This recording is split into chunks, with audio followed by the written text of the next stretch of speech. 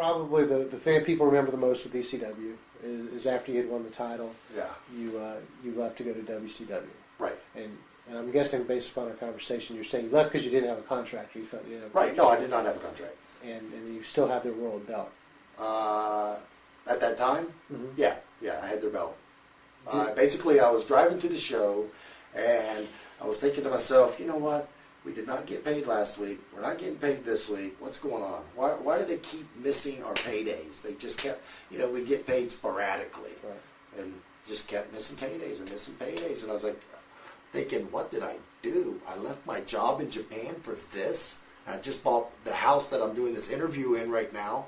I started thinking, oh my gosh, I'm not even going to be able to make my mortgage payments. So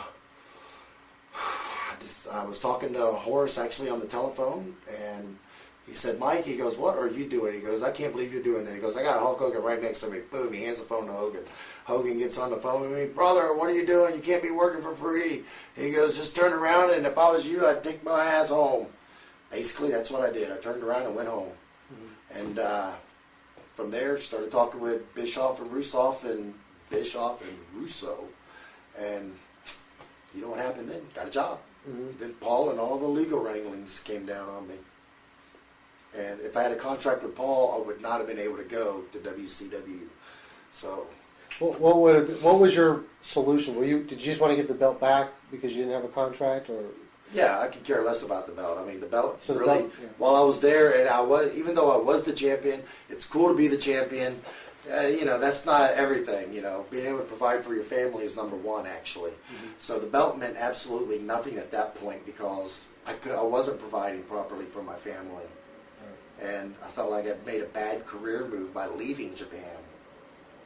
And I'm sure you've heard the criticism, and everybody talked about the story. Oh, yeah, sold out. I want you to tell me your side of the story. My side of the story, basically, like I told you, could not provide for my family, wasn't getting paid, basically. The checks just weren't coming in the way they were supposed to. All the promises that were made were not coming to. I meant I'm sorry, I should have okay. Your side of the story when you went back to drop the title to Taz. Okay. Because they said, it was reported that you sat outside the front, you did not go in the locker room. Oh, yeah. I wasn't allowed in the locker room. Paul did not allow me in the locker room. I had a piece of paper that was faxed to me from Paul's attorney telling exactly what would go on. They said that they would have a hotel room, which they did not, and I didn't want their hotel room anyways. They said they had the match lined out exactly how they wanted the match. They wanted me to be waiting outside until it was time for me to enter the ring and come in through the front door. They didn't want me in the dressing room. They didn't want any problems. Everything was being conducted by the lawyers at that point. So both sides just wanted to make sure everything was going to go right and go smooth. So.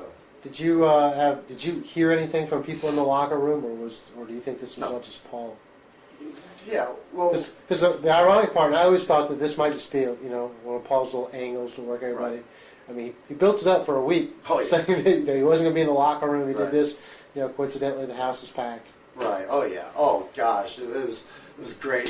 Even though everything that was going on, I loved it. It was great. Walking through that crowd, everybody chanting, "You sold out, you sold out." I felt good. I felt good about it. I knew I didn't sell out. I knew I just had to provide for my family, and if they knew what was going on, they'd have done the exact same thing I did. Mm-hmm. The only thing that I am disappointed about, I really wish that he would not have had me out there with this match laid out with Taz. I wish he would have stuck me out there with Rhino and allowed Rhino and I to come up, because I would have gave them a stellar performance. I would have went out there and I would have done it. I would have gave them a match of a lifetime if it could have been with somebody like Rhino, somebody that I trust and I know that would not try to hurt me on purpose out there. I couldn't trust Taz.